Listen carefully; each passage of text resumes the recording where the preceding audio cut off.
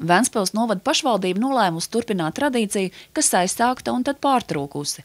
Reizi gadā pateikties par valstī un pašvaldības budžetā nomaksātajiem nodokļiem. Uzņēmēju vidū ir novada lielākie darba devēji. Tāda kā Venta 1, Tārgalīte, Miesnieks, Bērze plus, kopskaitā 9. Izaicinājums ir tāds, ka kas mums ir liels, tas vienmēr ir bijis liels. Mums būs jāmeklē formāts, kas būtu interesants, jo visu cieņu lielajiem uzņēmumiem, bet mēs jau nevarēsim arī katru gadu vienā un tai pašā sastāvā tikties. Savus pateicības vārdus individuāli izraudzītam aktīvākajam novadu uzņēmējam teica arī pagastu pārvaldnieki.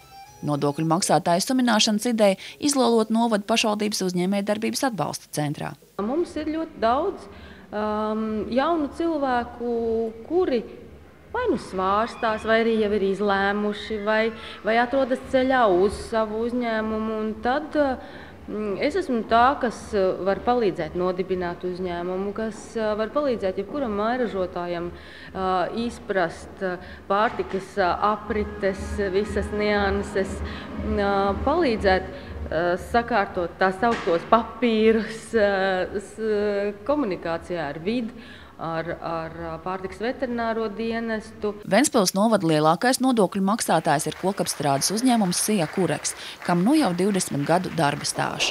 Šeit darbinieki strādāt atgriežas pat pēc mēģinājuma pelnīt ārzemēs. Produkcija tiek sūtīta gan uz Āziju, gan Āfriku, gan Eiropas tirgiem, bet apgrozījums pērn vairāk kā 50 miljonu eiro. Šodien nav jāmaksā baznīcai, nav jāmaksā muižkungam. Kādam ir nodokļi jāmaksā? Tā ir loģika. Mēs tad izvēlamies labāk maksāt savai valstī tos nodokļus, jo tad mēs zinām, kad ir par kādam skolotājam, kādam mediķim, kādam policistam, kādam kultūras darbiniekam iztika.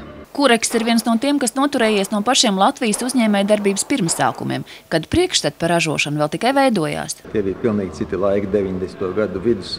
Neviens nedomāja, kā attīstīsies vispār lietas, biznesi, visa uzņēmējdarbības vide. Nevienam tas nebija skaidrs tajā laikā. Tas bija tas mūsu pamata tā ideja, kad nevis tā kā visi tirgot tur apaļkokus, bet kaut ko jau ražotu jau. Jo kokrūpniecībā jau Latvijā ir senas tradīcijas. Īstenībā viņi nekad nav iznīkusi gan caru laikā, gan Latvijas laikā, gan padomu laikā, un arī šodien tas ir pierādījums, ka vairāk pa 100 gadu ir šīs tradīcijas. Šis uzņēmums nodokļu nomaksas ziņā ir krietni atrāvies no visiem pārējiem nominantiem, par galveno biznesā uzskatot investīcijas tehnikā un efektivitātē. Kureks nesūdzas par darbinieku trūkumu. Citi brauc diezgan tālu uz darbu joprojām, bet es saku, lielākā daļa tā loģika ir tā, ka, ja ir darbs maiņās, tad cilvēkam ir jāmeklē tuvāk darbvietai dzīvesvieta. Cilvēki ir kļuvuši par ventspilniekiem, tārgalniekiem, užauniekiem, zūru iedzīvotāji, piltenieki, popiņi, ugalnieki. No visām pusēm ir. Bet ir arī konkurence par šiem gadiem izveidojusies? Nē, konkurence mums ir no pirmās dienas, kopš sākās vispār kokrūpniecība Latvijā. Visu laiku ir konkurence bijusi, nekad nav bijuši šī niša tukša. Un tā kā turpinot mazliet to, es saku, tad praktiski efektivitāte ir vienīgais tāds mērķu uzdevums galvenais, kad mums ir jākļūst efektīvākiem.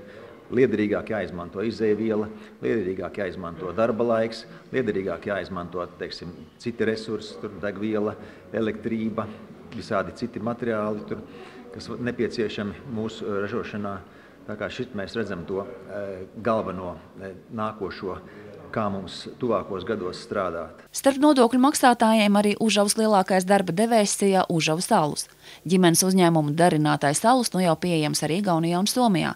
Pērn pārdot vairāk kā 2 miljonu litru. No pilsētas braucu uz novadu strādāt. Netipiska situācija.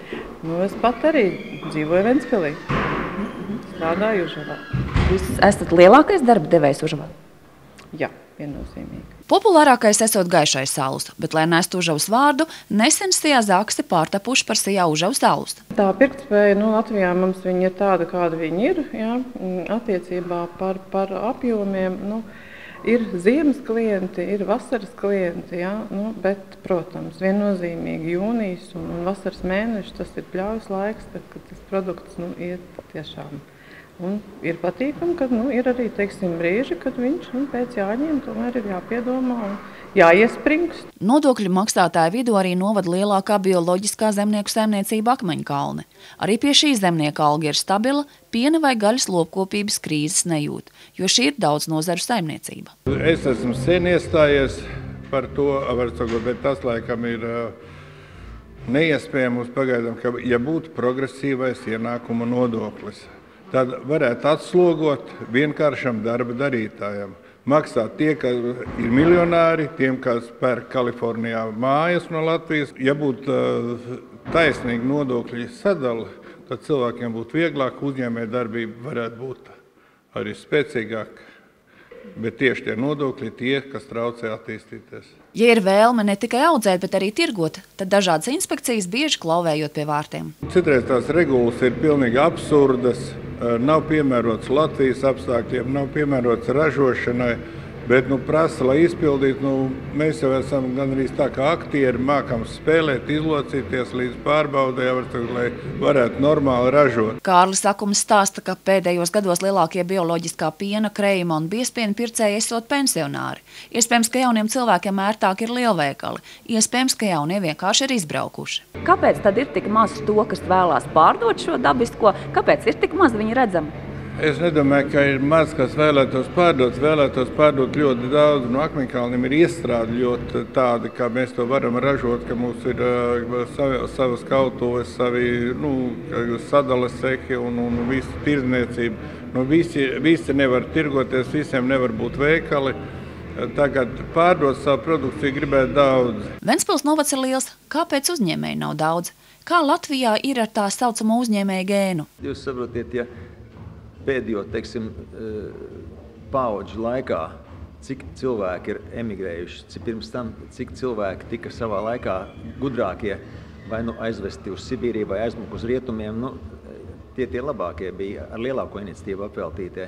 Loģiski, ka rodās atkal no jauna, protams, cilvēki ar iniciatīvu, bet tas ir laiks, kamēr viņi rodās. Jaunā paudze, es domāju, ir tagad diezgan tāda apsviedīga. Bet jums nav vēl, ka viņi aizbrauc? Viss jau nekad neaizbrauks. Brauc projām, protams, bet ja ir cilvēkam darbs, viņš labprāt paliek savā dzimtenē dzīvot. Un vienmēr būs kāds, kas arī pa visiem labākajiem apstākļiem brauks projām. Ventspils novads pateicībā par labu darbu katram dāvināja Telnieka Ģirta Burvja medaļu, bet noslēgumā vēl kāds joks par nodokļu tēmu. Viens vecītis aiziet pie psihiatra, sūdz savus bēdas, viņš saka, es ar prieku maksāju nodokļus. Psihiatrs uzreiz, kad jums tas sākās? Gonda Pūrnieciņa Žudziņš, Kurzemes televīzija.